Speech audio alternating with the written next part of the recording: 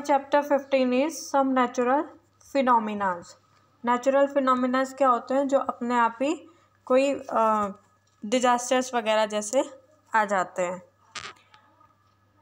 In class 7th you read about windstorm and cyclone. You learned that cyclone can cause a lot of damage to human life and property. You also learned that we can protect ourselves from these destructive phenomena to some extent. In this chapter, we shall discuss two other destructive natural phenomena. These are lightning and earthquakes. 7th में हमने cyclone वगैरह के बारे में पढ़ा है ना। ये सारे क्या है? नेचुरल फिनोमिनाज है जो अपने आप ही कभी भी आ जाते हैं। ठीक है, ऐसी घटनाएं हैं जो अपने आप कभी भी घट जाती है। इस चैप्टर में हम क्या पढ़ेंगे? दो natural phenomenas, earthquake and lightning. ठीक है, we shall also discuss what step we can take to minimise destructions caused by this phenomenas. Lightning और अर्थक्वेक की वजह से क्या क्या नुकसान होते हैं, इसको भी हम डिस्कस करेंगे। फर्स्ट नेचुरल फिनोमिना आता है हमारा lightning. What is lightning? You might have seen sparks on an electric pole when wire become loose. जब कोई वायरें लूज हो जाती है तो स्पार्किंग होती है, सबने देखी है। ठीक है, this phenomena is quite common when wind is blowing and shaking the wires. जब बहुत तेज़ हवाएं चलती है, तारें आपस में, बिजली की जो तारें होती है वो आपस में टकराएंगी, तब भी लाइटनिंग कॉज होती है। You might also have seen sparks when a plug is loose in its socket. Lightning is also an electric spark but in a huge scale. जब इलेक्ट्रिक प्लग को हम स्विच में लगाते हैं ना, तब भी स्पार्किंग होती है, लाइटनिंग होती है। तो लाइटनिंग को हम क्या बोल सकते हैं? Lightning is a electric spark but on a huge scale. Lightning क्या है? एक इलेक्ट्रिक स्पार्क है जो स्पार्किंग इलेक्ट्रिसिटी में होती है, लेकिन बड़े अमाउंट में। ठीक है, the spark and the Greeks knew about. क्या होता है spark? An ancient Greek knew as early as 600 BC that when umber is a kind of resin was rubbed with fur, it attract light objects such as hair. You might have seen that when you take off woolen or polyester cloth, your hair stand on end. If you take off these clothes in the dark, you even see a spark and hear a crackling sound. In 1752, Benjamin Franklin, an American scientist, showed that lightning and the spark of our clothes are essentially the same phenomena. However, it took 2000 years for this realization to occur. Ancient Greek in 1600 BC, एक amber क्या होता है? Resin होता है। जब हम उसको रब करते हैं फर्श के साथ, कोई भी रेशे वगैरह जो होते हैं उसके साथ जब हम उसको रब करेंगे तो उसमें से स्पार्किंग निकलती है, स्पार्क जैसे निकलते हैं।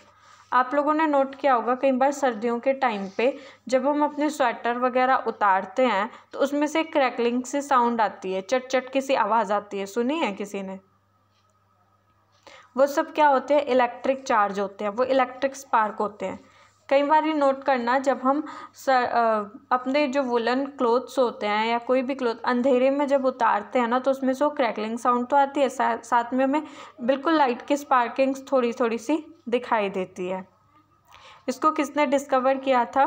बेंजामिन फ्रैंकलिन, एक अमेरिकन साइंटिस्ट थे। उन्होंने ये बात नोट की थी कि जब हम अपने क्लोथ्स को उतारते हैं तो क्लोथ्स के बीच में से क्या होता है? स्पार्क्स निकलते हैं। तो उन्होंने बताया था कि जो लाइटनिंग होती है और ये क्लोथ की स्पार्किंग होती है, ये दोनों सेम सिचुएशंस हैं, एक जैसी घटनाएं हैं।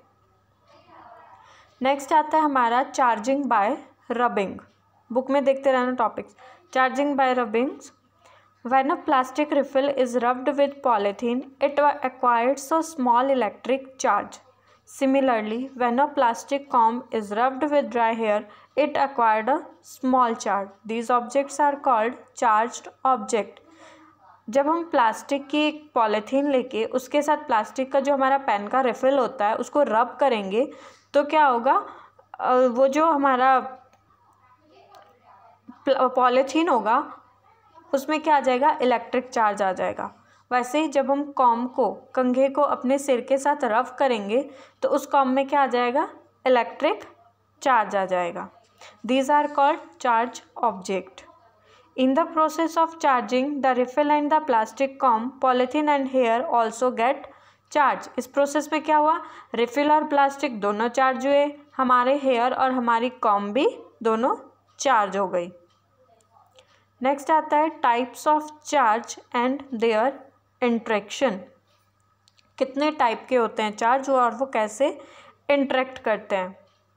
Activity 15.3 Inflated two balloons, hang them in such a way that they do not touch each other।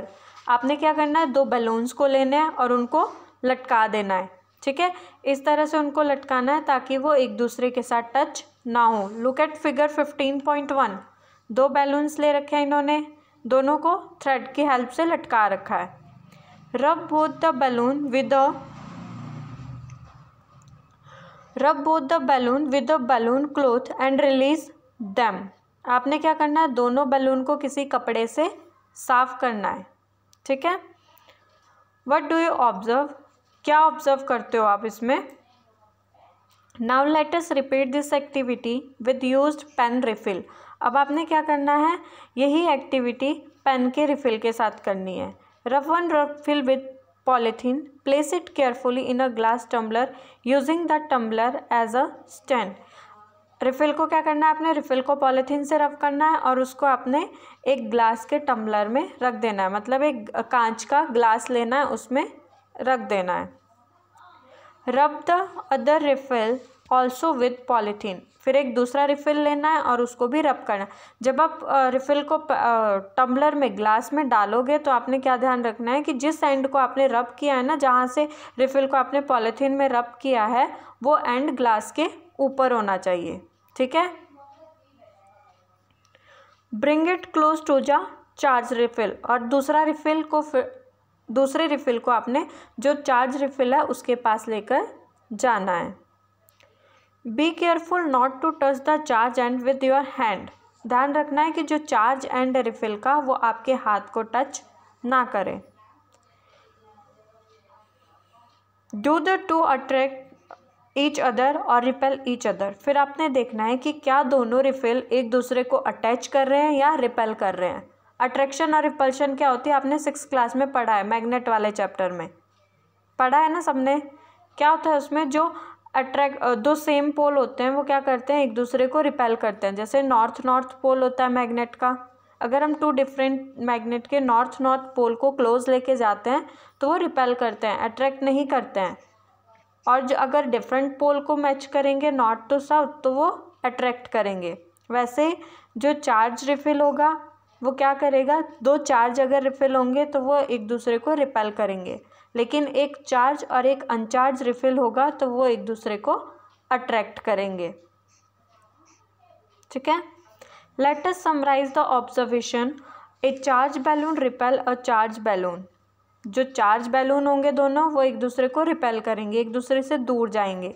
A charge refill repel a charge refill. वैसे ही जो चार्ज रिफिल होंगे वो भी दोनों क्या करेंगे, रिपेल करेंगे। बट चार्ज बैलून अट्रैक्ट है चार्ज रिफिल। लेकिन अगर बैलून चार्ज है, रिफिल चार्ज है, दोनों डिफरेंट ऑब्जेक्ट है रिफिल एंड बैलून, तो वो क्या करेंगे, एक दूसरे को अट्रैक्ट करेंगे, क्योंकि दोनों का जो चार्ज है वो डिफरेंट है। अगर बैलून का चार्ज ज़्यादा है तो रिफिल का चार्ज कम है, okay. It is a convention to call the charges acquired by a glass rod when it is rubbed with silk as positive। देखो ग्लास रॉड,